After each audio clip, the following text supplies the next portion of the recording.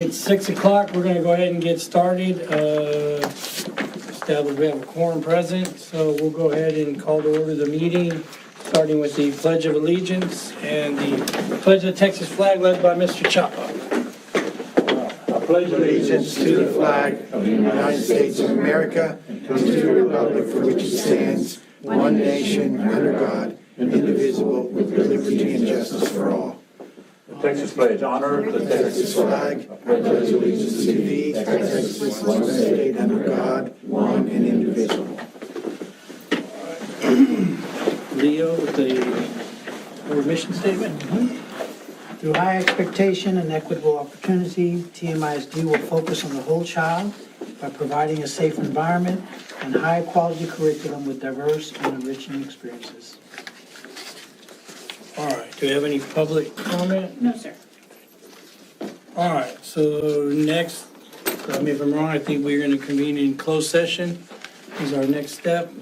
I don't have the words I'm supposed to read. Don't have to read a big paragraph about No, you closed? just read the closed. What is that? Oh, okay, I don't have one. Okay. All right. The board. Right there, just right there. Okay, the board will convene in closed meeting as authorized by the Open Meetings Act to discuss items allowed by the Texas Government Code, Chapter 551.071, closed session, 551.071, Texas Government Code, consultation with legal counsel regarding potential school boundary changes, eminent domain, and negotiations regarding easement. All right, it's 6:01. At 6:58, we are reconvening from closed session. We'll move on to the action items, discussion items we have here. The first one is discuss and consider approval of Tulosa Midway High School HVAC replacements and upgrades. Mr. President, members of the board, we're ready to move forward with another bond project at the high school. Mr. Hernandez? Mr. President, members of the board, good evening. The last time we did any significant work on the HVAC at the high school was back in 2008, 2009, when we added the science wing. We added a chiller at that time. We upsized the piping to get over to the new science wing, and we replaced all the air handlers with Daikin units. So it's been a while, and it's time for repair. We've started to see some major failures where shafts and stuff are starting to break, so it's time. We're due for this replacement. Of course, we're also bringing in the CTE building, which is another 56,000 square feet. That's going to require some more air conditioning. We're going to have to upsize the chiller. You already approved the purchase of the chiller, and I've got good news that it'll probably be here. We're hoping it'll be here towards the end of July instead of October. It's coming considerably earlier. So with all that being said, time to replace all the air handlers. Mr. Bill Wilson's here to help us. He's the architect for this project. I also have, and I had to write these down. I've got Austin Wilson, Chad Ufflin, and Tyler Welsh from Central Air and Heating Systems, which are we hopefully will be receiving the bid for this packet. All right. So back on February the 17th, Mr. Wilson issued a bid package out for the high school HVAC project. On February the 25th, we did a pre-proposal meeting, and then on March 20th, we received bids from three companies on that day. The three companies that submitted the qualifying bids was ProTech Mechanical, Central Air and Heating Services, and then Texas Chiller Systems. We've only done work with one of the three. If you recall, ProTech Mechanical is doing the current primary project. So when you look at the qualifications on the things there, so ProTech Mechanical got the highest on that, and it's just slightly above the other ones because we have a little bit of experience with them. And then when you go to the second component, the cost proposal, that's where you see a little bit of a difference, with Central Air coming in at about $7.5 million, and then with some alternates, we're bringing it down to $6.9 million. They were significantly lower than ProTech and Texas Chillers, coming in quite a bit higher. Texas Chillers coming in at $10.4 million, and ProTech Mechanical coming in at $9.1 million. They're Central Air, and I'll let them talk about it here in a second, but I want to talk about the research that we've done and Bill's done with Central Air and Heating. They're a company out of the valley. We've had good success with companies out of the valley. Corpus is a little bit stale. We don't get good competition, and we've had good success. The emergency roofing project was a company out of the valley, Rio Roofing. They did a great job, sent a large crew and got all the work done for us, so we've had success. We've looked at their resume, got a resume booklet that we can share. I think Philip has it. Yes. The booklet. They've done substantial K through 12 work. Here in the region, they've done work with Bishop ISD, about $8.3 million, I believe. They've done work with Banketti, Howard Dulce, and what was the other schools? Del Mar College. They've done substantial work with Del Mar College here in the area. Down in the valley, large projects with the Mission ISD, McAllen, a lot of K through 12 work. I'll let them talk about their company. They're expanding from the valley. I believe they're about to open up another shop in the Bernie area. They're in the process of doing that, so they're expanding. Their background history shows that they're well capable of handling a project this size and multiple jobs. At this time, I'll turn it over to them in case I missed anything, if you want to talk about your company or if you guys have any questions for them. Yeah, good evening, everyone. I'm Chad Ufflin. I'm the VP of Operations for our facility down there. I've been with the company almost 8 years now. We started back in 1972, family owned, out of the back of a garage, and now we're 125 employees strong.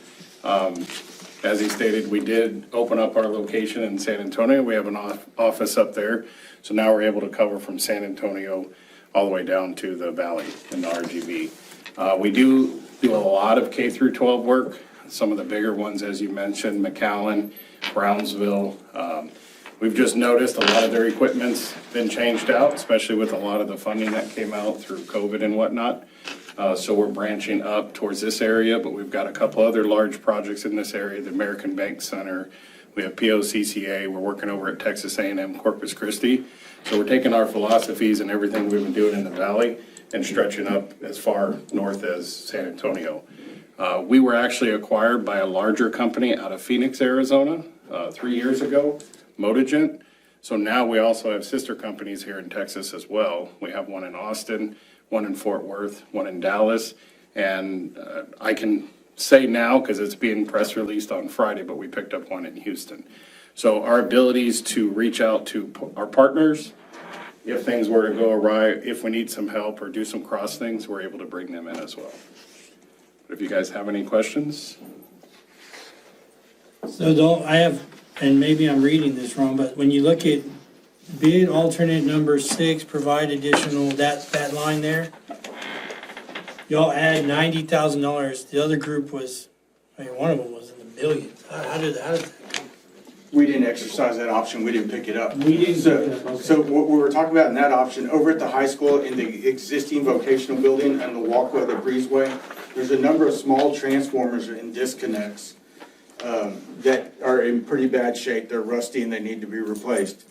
Because of the project was going to be dealing in that area, we added as an alternate. The mechanical engineers estimated the project to be somewhere between $50,000 and $90,000. Right, so I get that part. How do we get to add it for them was 90,000, to add it for somebody else is 1.3 million? Like, what secret sauce do these guys have? So it's not secret sauce, it's the other company sending us a clear message that they're not interested in doing. Is that typical Yes. of, okay? Well, we all. Because I don't want to be, go ahead. Can I interrupt you? I apologize for That's all interrupting, but we did get a phone call from Texas Chillers after the fact that they'd made a math error Okay, on that particular bid offer. So, so the 90,000 is in the range. And what we've done on the draft contract is we've for bid alternates 4, 5, and 6, we've given the district the option to exercise those within 120 days of the contract. So if you chose, if you decided you needed to do it through this contract, for instance, the fire alarm work, you're going to have to do it. The question is whether you want to do it with your existing service contractor or whether you want to do it through this contract. it might be more beneficial with this price. So you could still exercise it if your contractor for your fire alarms comes in higher than that. If not, so we've got those kind of options. And that, and by the way, on the electrical work that we've designed, we've got the design now, so that even if you don't exercise this, you can do it at a later time when there might be more cost beneficial to the district. But there's a bunch of old equipment up above that walkway, as Patrick mentioned, that is rusting out and it's gonna need to be replaced in the next few years, one way or the other. But now at least you have the design drawings that you could go, Patrick could go out and probably get an local electrical contractor to get pricing on that at any time in the future. And not to shortchange Bill, we've done an extensive amount of work, his company, along with the mechanical engineers. It involved opening up shutting down the chiller, sending cameras through the pipes and determining the condition of the pipe. Those pipes were installed around 97, 98. We thought they were going to be in poor condition. We do a water treatment. We pay a company to do that. And the condition of the pipes turned out to be really good. So we're not having to spend that much on the piping. We will have to upsize to get them a volume of water needed to the new CTE building and changing out the chiller and stuff. But it was a lot of extensive work in going through that. Yeah, about half of the piping on that roof is gonna have to be replaced simply because of the hydronics. Because we're adding 55,000 square feet, we've got to pump more water through. We're increasing your chill. The chiller that we're replacing is going from a 350-ton unit to a 750-ton unit for the added capacity that you need on the school. So technically it's a challenging project from a technical point of view, both in execution, because we've got to keep the school air conditioned while all this is taking place, and plus we've got to coordinate with the expansion of the building with the other contractor and how that all takes place. And of course, we anticipate, we're going to be removing your air-cooled chiller and your others. So part of this also includes the fact that they're going to have to bring in temporary chillers to maintain the capacity during construction while they remove those existing chillers, that existing chiller that's running, as well as the new cooling tower. So it's a significant and challenging project, but so we're comfortable that we've confirmed with the contractor that they're good with their bid. They've gone back and checked things and these bids are, what type of bids are these again? These are, they bid 7.7. It can go up from there if they find discovery work, or what kind of bid? We included two allowances. I think about $150,000 in allowances inside the contract for what we call an owner's contingency allowance, in case we discover some existing conditions that we are unaware of that might come to light that cause some additional work. And then we've got, I think, $85,000 in for testing and balancing work that needs to be done as those units are brought online. We gave them the rundown on we don't want to have the issues. I know I say it all the time. Yes, that's exactly why we're. This is why I always try and beat these up or think about it, because one time before we did this and we didn't do it right. So, Lessons learned. We're in charge of the testing and balancing, not the company that's installing the units. Okay. Well, the district will contract with the company to do the testing. Well, and it's nice to know that the maintenance was taken care of on the pipes. So we've got some pipes that are in good condition. So that's water treatment is always plus. Water treatment's always worth the price. It is, because we're replacing miles of pipe. You don't get any really return on investment, but until you need it. And we will have kids in the school that entire time because we're on a year-round school calendar. So that's going to be real important that we make sure our kids have air up there. It makes it a lot more challenging to do renovations and repair work. Yeah, we love our schedule though. How long is it going to take for it to be complete, from start to finish? We're probably looking at February, April. We've got a deadline in the bid documents, I believe, of February or March for substantial completion. But part of that's the issue of we've got to have chill water over to the CTE, your new expansion, well in advance of that being operational, I think October, November timeframe, so that they can get, so that they can get the air conditioners operating in your building even while it's under construction, because they can't do interior work until they can get air conditioning units to dry out the interior. You gotta dehumidify that through running your system. So that's another one of the nuances of the project. Cool. Anybody else got any comments? All right. Mr. President, members of the board, it is the administration's recommendation that the Tolosa Midway Independent School District authorize a contract for the Tolosa Midway ISD High School HVAC replacement and upgrade project with Central Air and Heating Service, LLC of Harlingen, Texas, for the base bid and bid alternate number 2 in the amount of $6,939,834.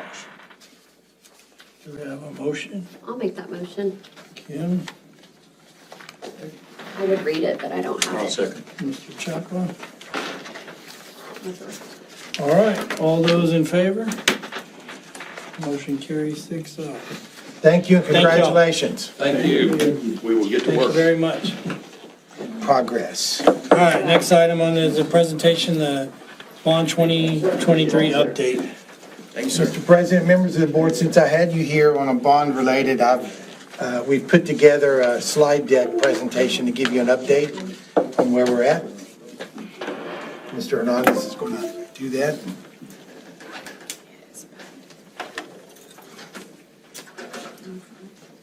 All right, good evening. We're giving a bond overview tonight, but this is a slide deck that it's also going to go on the website. Once you guys take a look at it and we share all the information, it should go live on the website sometime next week. Right after Easter, we should get it up. This will be it has a front page and then a second page. Of course, Proposition A, it covers the parts of the bond, the junior high, the CTE building, safety and security, vehicles, band instruments, HVAC, roofing replacement, and then you'll be able to click on the link below it, and it'll give you a little bit more information about all of them. Proposition B, the natatorium renovations, and of course, Prop C, the baseball, softball, and tennis court renovations there. We'll start going through the projects. This is for the new junior high. Of course, we're currently working to get the land so we can build the facility. The design plans are approximately, right now, they're probably a little bit higher than that. They're probably about 75% complete. The next major milestone or project that we're going to be going at, we'll be getting the general contractor selected for this project. Last April, almost a year ago, I think it was April the 8th, in the board meeting, y'all approved the process. It's going to be a CMAR, contract manager at risk. Same thing that we're doing for the CTE building and the natatorium renovation. So we'll be bringing a guaranteed maximum price to you once we get the contractor selected. Project milestones progress. We had numerous meetings with the campus staff and the administrators, and we took their wish list, and Linez Architects designed a building exactly what they wanted, all the bells and whistles that they wanted. And of course, the cost for that building was well over our budget. So we started working with the teachers, and we've had multiple meetings with the teachers and the architects, and we're scaling it down to size. We're still getting everything we wanted. It's just, we may not have 4 or 5 conference rooms. We've got 3 conference rooms. We've got what we need. The cafeteria, we've been blessed with a very small, tight cafeteria over here. So everybody wanted a cafeteria that would accommodate everybody. And so we made a monstrosity for a cafeteria. So we're bringing it down to size to feed 350 kids what's appropriate. So that's where we've been working with that. And we've got it down to within our budget now, the drawings. We also have the junior architects that are working on this as well, and their voice is important. Mm-hmm. Absolutely. One of the things that I'm hoping we can take on the market is something that when I first tell you this, you're going to think, oh my God, that's so excessive. But it's really not, and it's a 2, 3-lane bowling alley for our special needs kids. Our special needs kids, we spend a lot of money taking them to practice bowling, and we're gonna try our best to, it all depends on how much money you have, but when you see that, I don't want you to think, oh my gosh, I mean, what's Van Matry doing? That's huge. That's awesome. I'm I like, do anything too. for our kids. I say my kids, but Yeah. our kids, Yeah, so that's, I'm for it. that's something that I'm excited about. That's absolutely. I'm gonna put it in there. Make sure it's in there. Put it in there somewhere. I'm trying my best. When I first mentioned it to him, he walked away like I was crazy. I did, I thought, what do you mean a bowling I alley? know. You know what? Scale down something and put that in for our kids. I'm just saying, scale it down. So, and they told me, it's now my favorite part of the building. So it will go in as an alternate bid, so hopefully, fingers crossed that we can get it done. Make sure it's in there. Make sure it's in there, I'm Patrick. Make trying my sure. best. I made it through Scale Mr. something Van down Matry. to put it in there. So the next, and then finally, just the action items. Once we get the final drawings, we'll meet with the community, we'll meet with our teachers and finalize all that. The good thing is, the design that Sergio is working on, it can be oriented for any of the 3 land options that we're looking at right now. It will be adjusted for the prevailing winds, the parking lots and all that. So depending on the location, he can just tweak the orientation of it. And then once we get the final one, then we'll look at all the factors and make sure we're getting the optimal design for it. So if we build it next to the ag barn, it'll face the right way? Yes, we don't want the air intake, we definitely want out of that path of the ag barn. Oh, I just thought about that. Ooh. So, the biggest thing on that one is just getting the land. You guys are aware of that. All right, so moving on to the CTE building. The groundbreaking ceremony we had on March the 26th. Fulton Construction, if you've been by the high school, we're already digging out there. Last week they tore out the parking lot. Today they started today they started moving the dirt up front. They'll actually be adding the dirt that they scraped up today to our pile by the ag barn because they're going to need it. When they finish the building, they'll have to bring that dirt back for finishing around the area, and they may borrow some of the extra dirt that we have out there. Starting next week, you'll see them start excavating down because this building's going to be on pier and beams. There's going to be a crawl space underneath, and that dirt, it's in their contract to dispose of it. So you'll see 18-wheelers hauling the dirt away for that. And still the anticipated completion date is, we're still looking at October 2026, but again, we're only about 2 weeks into this. And then, of course, you guys approved the GMP back in March 17th. So this one's moving along with steam. We have our first serious construction meeting tomorrow morning at 10 o'clock for both these projects. And we have pre-construction meetings for the concrete work and everything like that. So this one's finally moving. I don't have that on my calendar. The meeting tomorrow at 10? It's the general contractors meetings. I'll make sure that you're added to them. I know there's one word on my calendar tomorrow, star. We'll move on to the safety and security upgrades. We've replaced and upgraded all the security cameras in the district. There's a little bit of camera work that's still being done, and that's where we completed the vestibules, like the exterior, the primary and stuff like that, and those cameras are being installed actually this week. And then we'll be done with hopefully done with our camera upgrades. We've replaced 150 exterior doors district-wide. We're almost done with the exterior door projects. We've punched that list. We're near substantial completion on that. The one that's a little bit delayed is the doors for the vestibules, because they're very specialized doors. They're bullet-resistant doors. They're expensive. The hardware for them is in very limited quantities. So that's been the delay. Unfortunately, they shipped the wrong hardware with them. So getting the correct hardware has been a serious delay. And once you cut those doors, they're not usable, so they had to send replacement doors for that. So that's been the delay. Anticipated completion on that. They started working the primary this weekend. I'm hoping we're in April. I'm hoping by about mid-May we should be complete with all the vestibule doors. The classrooms, we had classrooms at pretty much all the campuses that had those curtain walls. When the buildings were designed, it was to do open space teaching. And it was a kind of a security issue. If you got into one room, you really had access to 2 classrooms, so more students. So with your approval, we went in and we replaced those with solid walls. And we completed all the work at all the campuses. Primary had the most classrooms with that. Intermediate had a few, middle school had a few, and high school had a few, and all those have been completed. We had done fencing prior to the bond, but however, we weren't compliant with the safety egress. The fire marshal, because if you were to vacuum, we had padlocks on some of those gates, and the fire marshal recommended that we do the panic bars. And you'll see those in front of the natatorium, behind the vocational building, out by the field house. So now, if there's a fire and somebody needs to get out of it, they just push the bar and they can get out. But they can't get in, they need a key. Can you reach around the fence and push the bar from the You have outside? to have a really long arm. Okay. Because that was, and I pointed that out because over at the Jim Cooper Auditorium, that one has one like that. And I don't have a key to that. I just simply do exactly like you said, reach around and push the bar in. But it doesn't get you anywhere, just into that little fenced in area. But no, it's got large metal panels to where you can't reach around.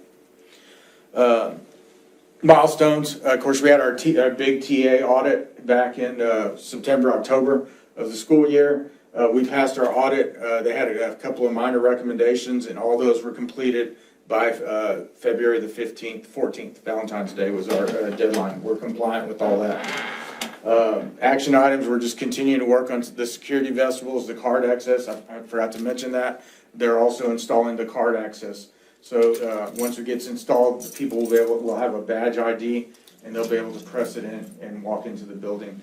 We'll be able to control the times, time of the day they can go and what days they can go in, holidays and access for all that. The biggest advantage is that we'll be able to put these in the Knox boxes and for the police department. And if there's an event and we hit the panic button and it locks everything down, the police will still have access to the building. They won't have to waste time on ramming a door down or prying a door open. They're going to have card access to immediately get into the buildings. All right. Buses and vehicles.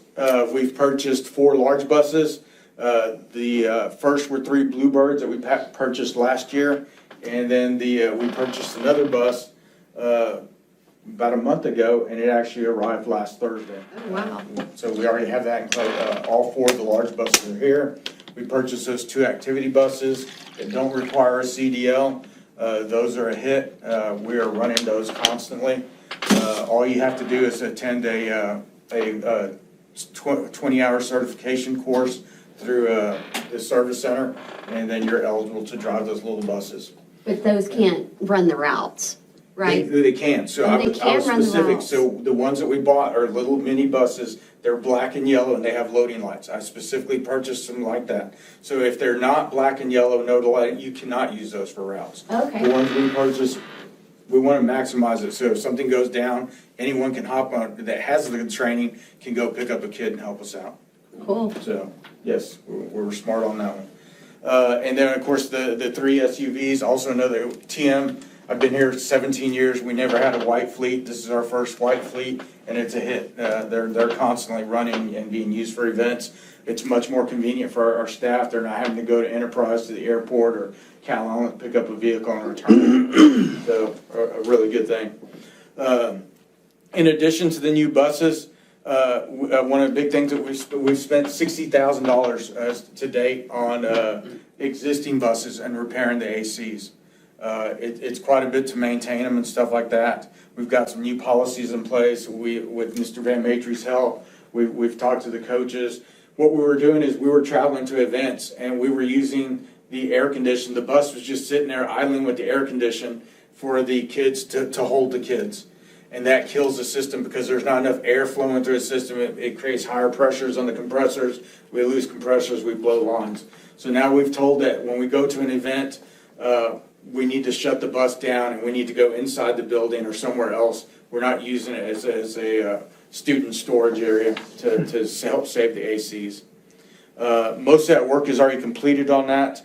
A lot of the buses required Andy's Air was the best source that we could get. They're out of Laredo.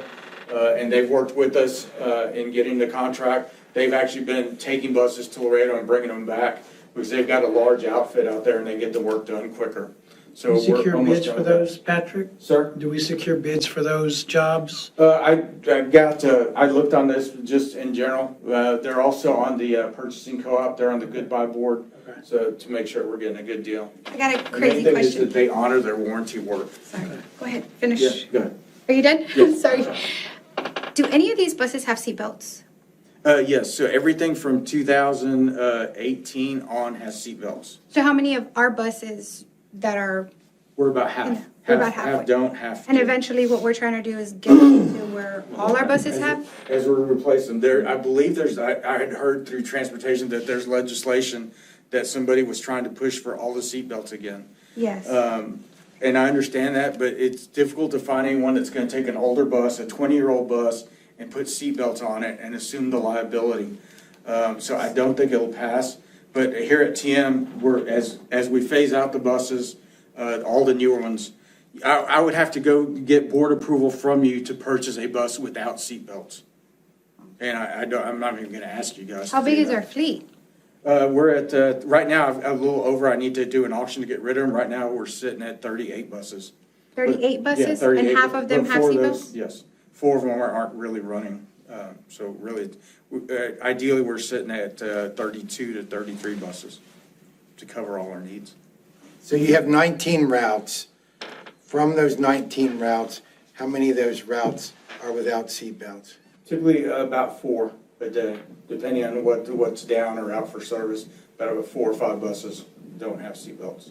And how do you know which We don't, which ones, I like typically- a route or like the older kids or younger kids, like which So ones? I really don't look at the seatbelts on how I assign that. The main thing I look for is, especially in the summertime and the heat, is the air conditioning. Air conditioning, Our yeah, priority definitely. is the primary. The little ones are gonna get the AC buses for sure first, and then we work our way up from there.